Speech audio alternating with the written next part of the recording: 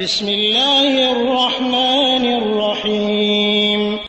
ওয়ালাইকুম আসসালাম রহমতুল্লাহি ওয়া বারাকাতুহু। বোন, আপনি জানতে চেয়েছেন, শেখ, আমার বড় ভাইয়ের টাইফয়েড হওয়ার পরে মাথার চুল পড়ে গেছে। সে অবিবাহিত আর আমরা তার জন্য বউ খুঁজছি। যেহেতু বিয়ে হয়নি আর মাথায় চুল নেই বলে ভালো পাত্রীও পাচ্ছি না। এখন যদি সে হেয়ার প্লান্ট মেডিকেলি নতুন চুল গজানো করে তো সেটা কি হালাল হবে? হ্যাঁ, আমি ভালো করে বিষয়টি আসলে জানি না হেয়ার প্লান্ট সম্পর্কে। যেটা ব্র্যাকেটে ব্যাখ্যা করা হয়েছে মেডিকেলি নতুন চুল গজানো। তো জানি না এটা কীরকম। যদি এরকম হয় যে এই প্রক্রিয়া অবলম্বন করলে মাথায় চুল গজাবে নতুন করে, তাহলে অসুবিধা নেই ইনশাআল্লাহ।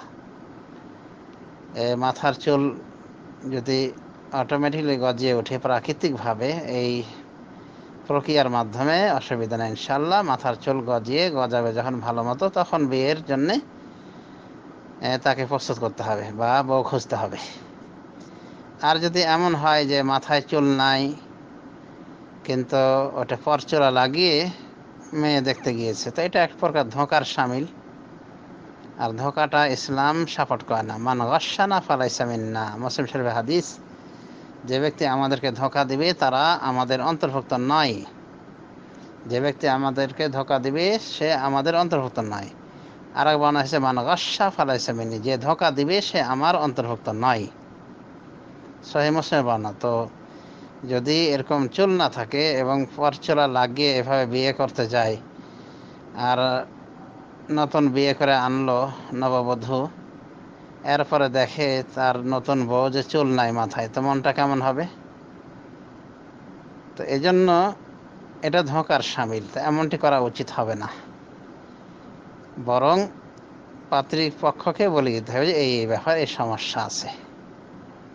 কারণ ধোঁকা ইসলাম সাপোর্ট করে না, ধোঁকাকে ইসলাম সাপোর্ট করে না। তবে মেডিকেলি প্রক্রিয়ায় যদি চুল গজানোর ব্যবস্থা করা হয়, তো চুল গজানোর পরেই বিয়ের প্রস্তাব করা যেতে পারে বা পাত্রী খোঁজা যেতে পারে। ভালো পাত্রী ইনশাল্লাহ পাওয়া যাবে।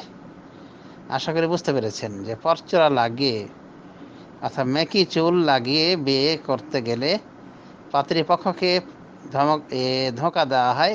বিশেষ করে পাত্রী ধোঁকার শামিল হয়, মানে ধোঁকাগ্রস্ত হয়, যেটা অচিরেই প্রমাণ হয়ে যাবে। একসময় তো প্রমাণ হবেই, বাসরাতে তো প্রমাণ হয়ে যাবে, কয়েক ঘন্টার ব্যবধান আর কি। তো এটা চলবে না। দলিল হিসেবে আমরা বলতে পারি যে যদি মাথায় কাউরি এরকম পরচুলা থাকে, মাথায় কাউরি যদি এরকম টাক থাকে, মাথায় চুল নেই, তাহলে এটা বলা যেতে পারে এমনি সে মাথায় চুল লাগাইতে পারে, মেকি চুল গ্রহণ করতে পারে, কিন্তু পাত্রী দেখার সময় এটা করতে পারে না, কারণ এর মাধ্যমে ধোঁকা হয়।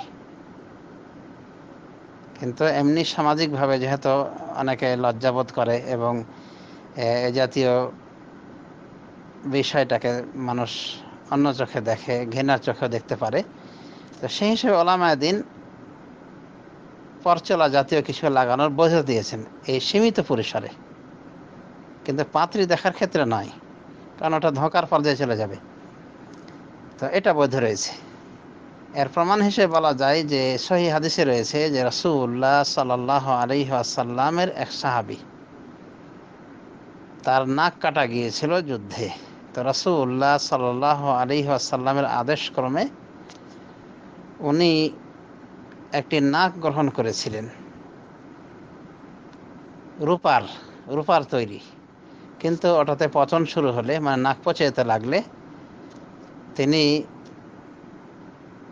স্বর্ণ দ্বারা নাক গ্রহণ করেন, মানে স্বর্ণের নাক বানিয়ে সেটা পরেন।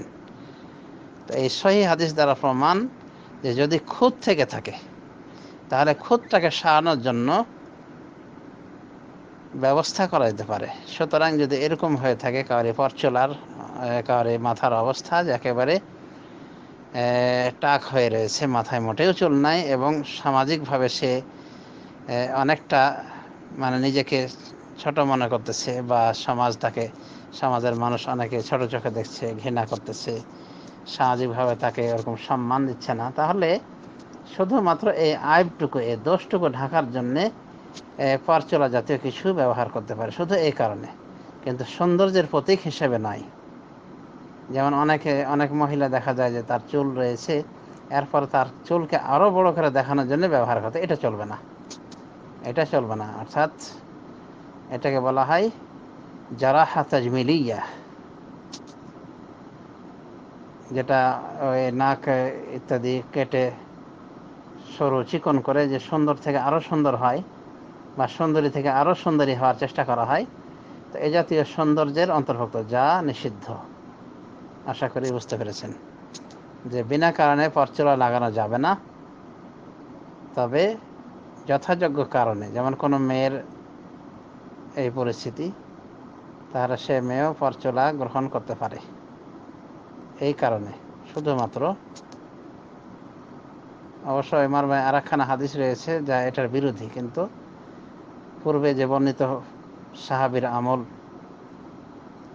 যে উনি আগে রূপার দাঁত ব্যবহার করেছেন, রূপার নাক ব্যবহার করেছিলেন, পরবর্তীতে ওটাতে দুর্গন্ধ দেখা দিলে স্বর্ণের নাক গ্রহণ করেছিলেন। তো এটাকে দলিল হিসেবে গ্রহণ করা হয়েছে যে যদি খুঁত থেকে থাকে, যেটা সামাজিকভাবে খারাপ চোখে দেখা হয়ে থাকে, এই খুঁতটাকে সারানো যায়, এবং এক্ষেত্রে পরচুলা ব্যবহার করা যায় রয়েছে, তবে সৌন্দর্যের জন্য বৈধ নয়। আশা করি বুঝতে পেরেছেন। ধন্যবাদ।